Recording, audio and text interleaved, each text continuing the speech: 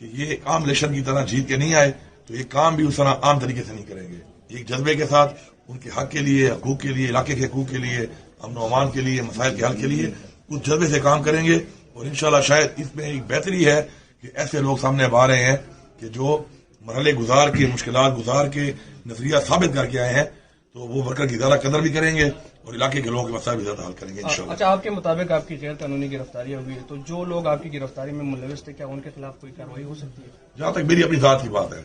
تو میں سمجھتا ہوں کہ میں ذاتی طور پر، میں نے پہلے بھی یہ بیان دیا ہے کہ ذاتی طور پہ میں تو اس چیز کے حق میں نہیں ہوں کہ میں جب مجھے اللہ تعالیٰ ایک مرتبہ دے رہا ہے پھر میں اس کے بعد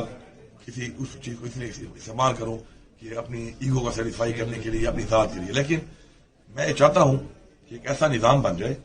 کہ یہ چیز نہیں ہونی چاہیے، کسی کے ساتھ بھی نہیں ہونی چاہیے. اور اگر میں بھی کرنا چاہوں تو میں بھی نہ کر سکوں، لیکن جو میرا ورکر ہے، جو میرا سپورٹر ہے، جو عمران خان کا ووٹر ہے، میں سمجھتا ہوں کہ ان کے ساتھ جو زیادتی ہوئی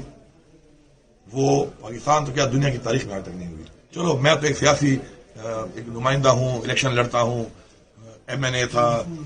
تو چلو مجھے تو وکٹمائز کیا انہوں نے. پاکستان کی تاریخ میں چل رہا ہے تھوڑا بہت یہ کام جو غلط ہے جو بھی کر رہے ہیں اس کو، لیکن آج تک کسی پارٹی کے ساتھ اس حد تک نیچے لیول تک اس طرح نہیں کیا گیا. تو میں اپنے ورکر سے، اپنے سب لوگوں سے یہی کہوں گا کہ جس طرح ہم کہتے ہیں مدینہ کی ریاست کی بات کرتے ہیں، تو مدینہ کی ریاست کے اندر جس طریقے سے سب سے بڑی فتح مکہ کے بعد معافی کا اعلان کیا گیا تھا، تو اس طرح کی سوچ اڈاپٹ کرنی چاہیے. لیکن ہم نے اصلاح کرنی ہے اور جو بھی اصلاح کے لیے اپنی اصلاح نہیں کرے گا پھر سزا کے لیے تیار ہے.